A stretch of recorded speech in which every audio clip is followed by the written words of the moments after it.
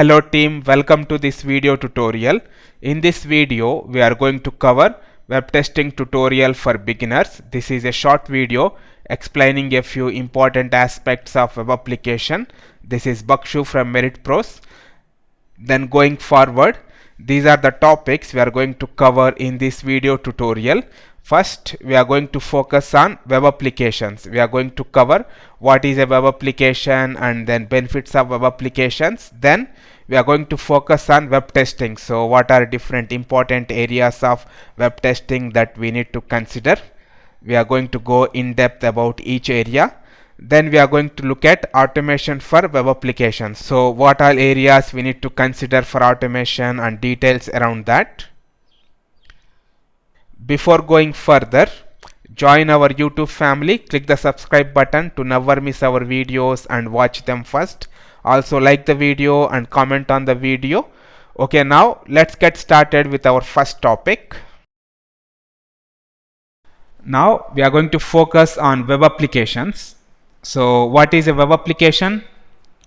A web application is an application which is developed using a browser supported language and accessed via web browser. So we are going to use a browser supported language like JavaScript or other languages, whatever, and we are going to use web browser to access that. And web applications are getting very popular because they are easy to maintain and easy to access. We just need browser and internet, like we just need the browser, internet, and then we can access. So that is like easy to access. And in terms of the changes, let's say like I have some functionality change, then I can just do that on server. Then if I refresh the page, I can see the changes. So with that, websites are easy to maintain. We can do the changes at server side, and then on refresh we can the clients or the users can see the changes, and then it is easy to access. So with all these reasons, web applications are getting popular day by day. Even now everything is like cloud based, so we are having like cloud based web apps. Then coming to focusing on web testing, there are different areas we need to focus on. The first one is functionality testing. So here we are going to test the whole functionality, like forms and fields testing. So here this is a form, entering username, password, click login. This is a form. So we are going to test the whole functionality, like with both username and password, with only username, with only password, with no input. So we need to test the whole functionality, the whole forms and fields testing. Then link testing, cookies testing, database testing. So we are going to test the whole functionality. And then the second one is usability testing. So this is like how easy for an user to use your website, like test for easy navigation. So user is coming to the website, then he should be like able to go to a specific area very easily. Like I'm on this website, I want to go to cart page, I have that link.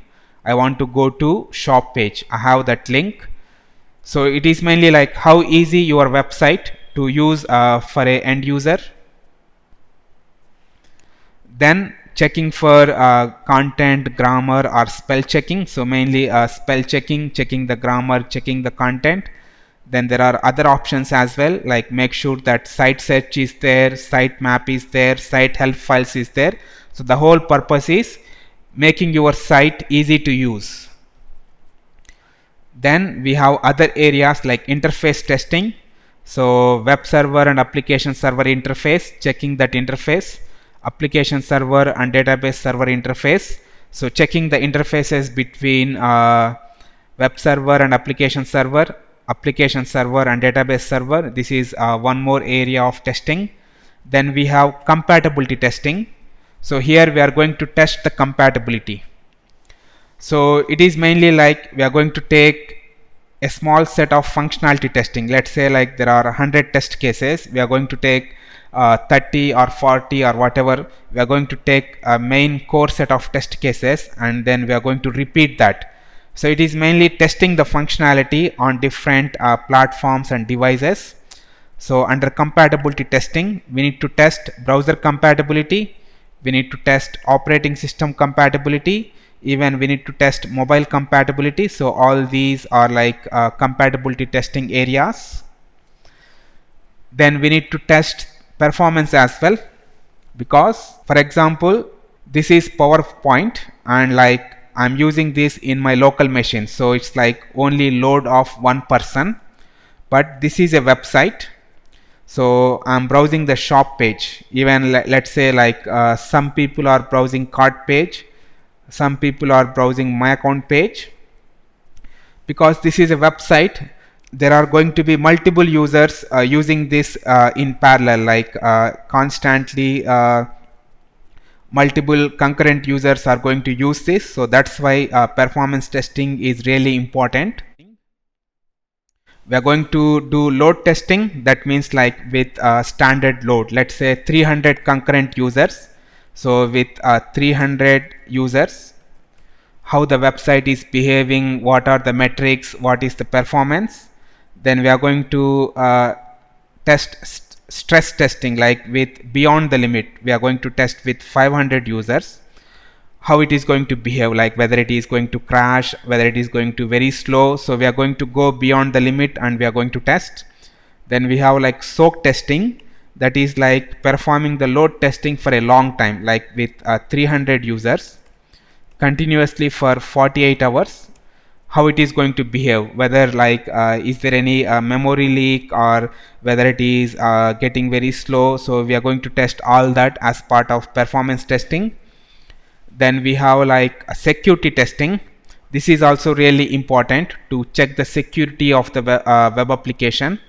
So we are going to check for invalid login and inputs, SQL injection, cross-site scripting, unauthorized access and penetration. So there are different hacking techniques, there are different penetration techniques. We are going to test all those.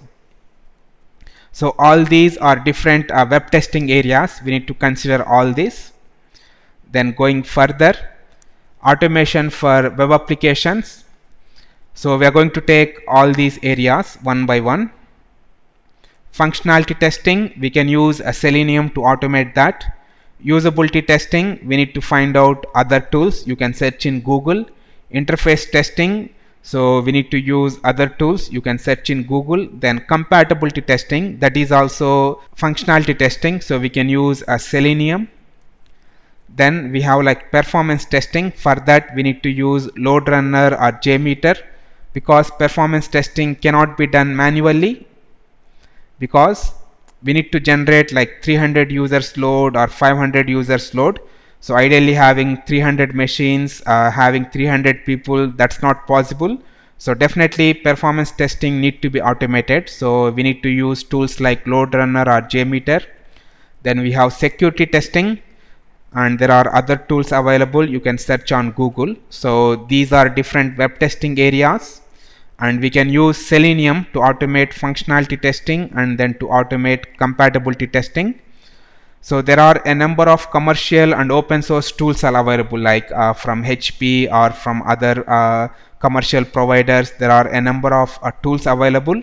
Even there are a number of open source tools available, but Selenium is most widely used to automate like web application functionality testing, web application compatibility testing. Selenium is most widely used. Thank you for watching this video. Hope the covered topics will help you in starting with web testing and web automation. If you have any questions regarding web testing and web automation, mention in the comment section. Definitely we will help you. Also subscribe to our YouTube channel, like the video and comment on the video. Then going forward, there are more videos from us to master web testing. We have Selenium tutorial video series, then we have Catalan Studio tutorial video series. You can find all those videos on our YouTube channel. So go through those video series to learn respective automation tool. Thank you for watching this video. See you in the next one.